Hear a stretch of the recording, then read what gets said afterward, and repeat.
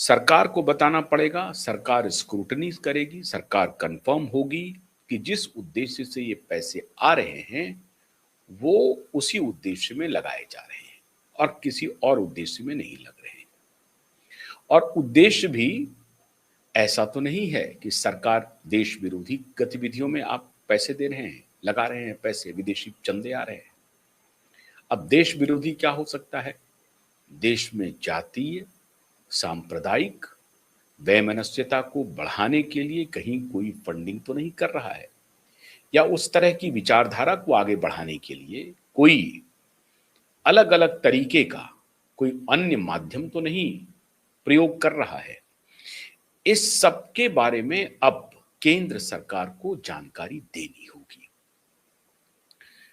इतने भर से बात हो जाती तो बात बन जाती, लेकिन इन्होंने बात तोड़ दी और बात बनने नहीं दी। किन्होंने? श्रीमान अमित शाह जी ने।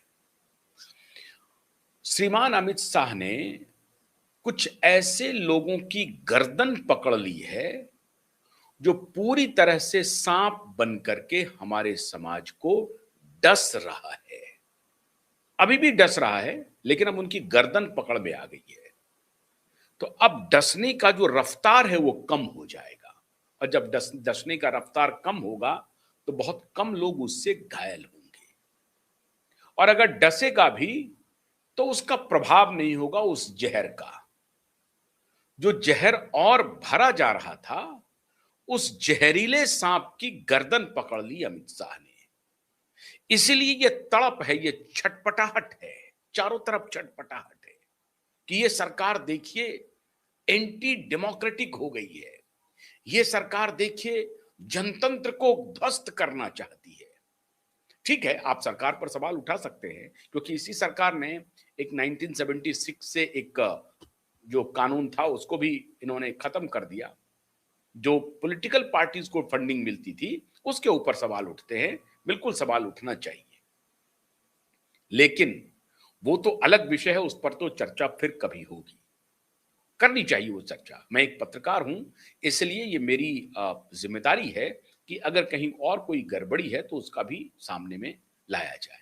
लेकिन ऐसी गड़बड़ी जो साफ साफ दिख रहा है, सामने से दिख रहा हो, उस पर अगर सरकार का हथौड़ा चले तो बिलबिलाहट तो होगी मित्रों। अब बिलबिलाहट कैसे हुई? आज मैं आपको एक ऐसा सबूत पेश करने जा रहा हूं, जिस सबूत को देखेंगे, जानेंगे, समझेंगे तो हैरान हो जाएंगे।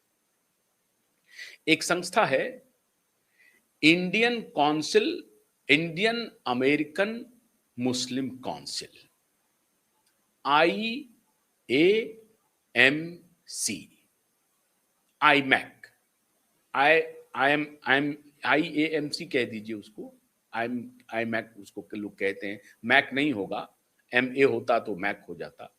IAMC, इंडियन अमेरिकन मुस्लिम काउंसिल।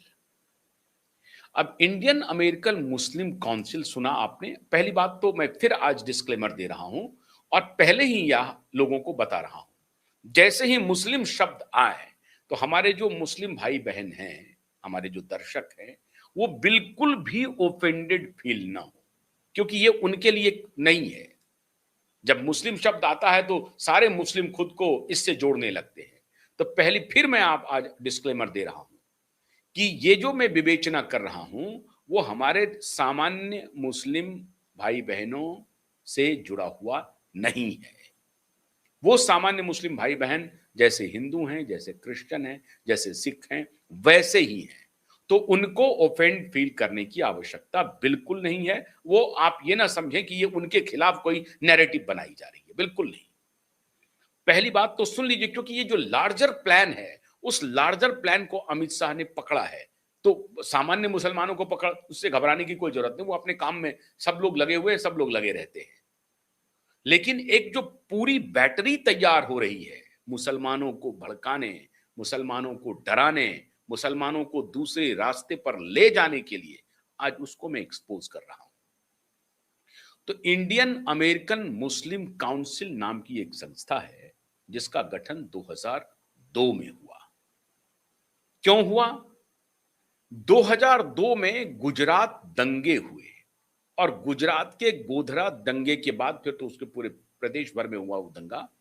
उस दंगे के बाद दो सज्जन, बड़े जाने माने, एक तो सर्जन, न्यूरोलॉजिस्ट न्यूरोलॉजिस्ट हैं श्रीमान, मैं उनका नाम आपको बताता हूं जरा।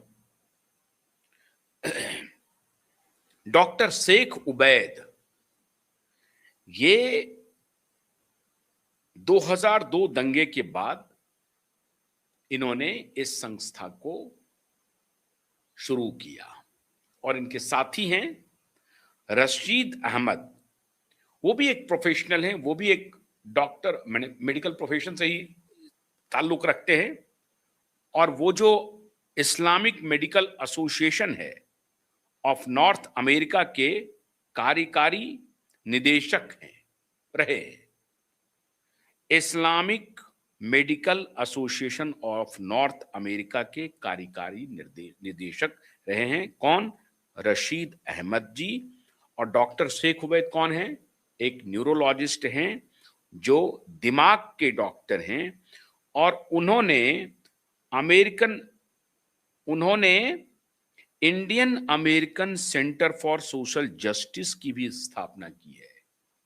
Indian American centre for social justice. अब यही कैच लाइन है, अब इसको जरा गौर से, जरा ध्यान से समझिए।